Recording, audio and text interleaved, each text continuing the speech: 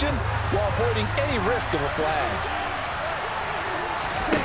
Desperation time here. Lance. Open man is Juwan Jennings.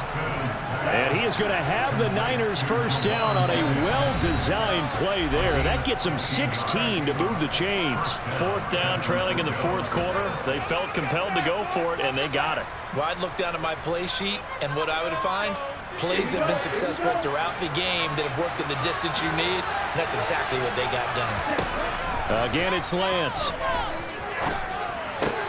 Over the middle, complete to Samuel. And they'll get this down to the 42-yard line. Here's Lance. Completes it to the tight end, Kittle. And they'll be stopped at the 28 on a play that started at the 14. They pick up 14.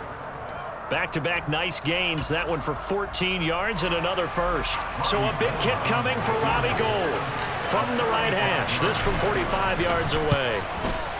The kick by Gould is good, and this is back down to a 7-point game. So you knew one way or another that they needed the two scores. They get the easy one out of the way. Now they'll get the ball back, hopefully. Yeah, and the question is, how do you accomplish that? Do you onside kick it? Or since you have all three timeouts, do you kick it deep? To me, I'm playing field position with all three timeouts. I kick it deep and try and pin them back there.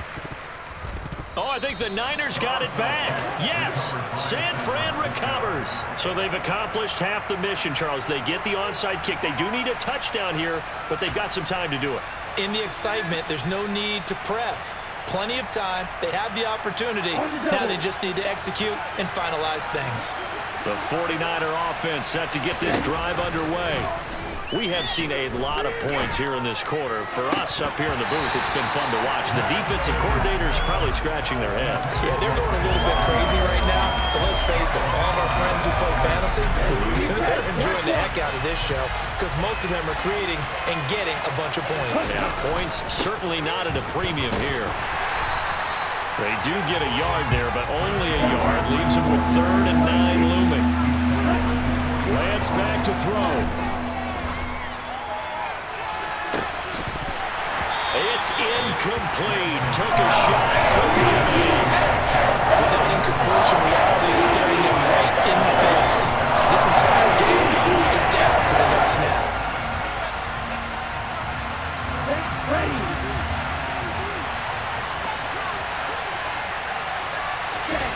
Lance to throw for it on 4th down. Completes it to Samuel. 20, 10, 5, and yes, he's into the end zone. So they get the late score they needed. And now the extra point can tie this thing up in the final minute. Gould to add the extra point.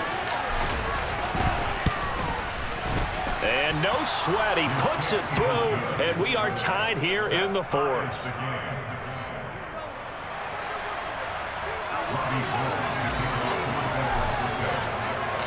So here comes the kickoff now, all even here in this 4th quarter. And that'll be a little too hot to handle as it will skip through the end zone for a touchback here.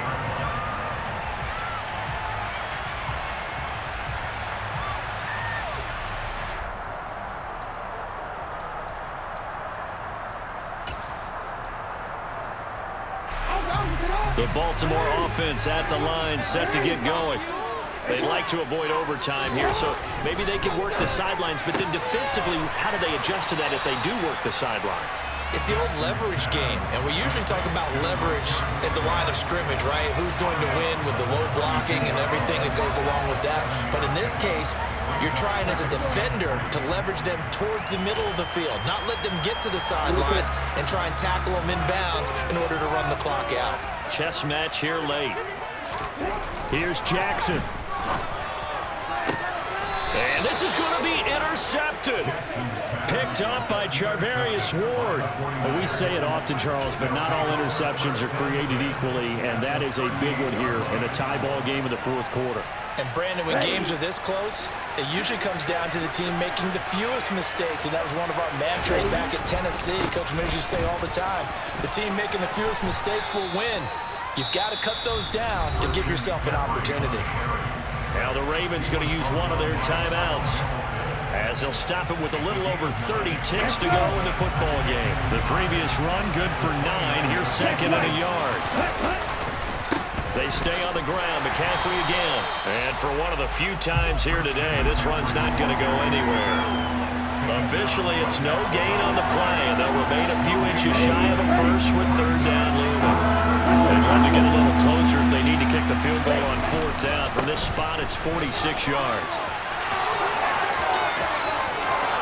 And he's in for the touchdown. And in the final seconds, forget overtime. They've just likely won this thing in regulation. And that score in this time frame, that's like a big reveal at the end of a great movie, isn't it? Out of nowhere, almost, it appears, they get it done. How about that score? Finishes like this is why we love sports. This is why we love the game of football. So glad that we got to be here to watch this one.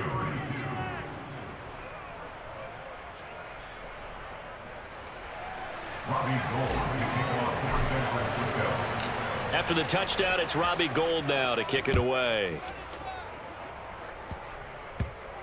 It's a squib kick that still makes its way down inside the 15.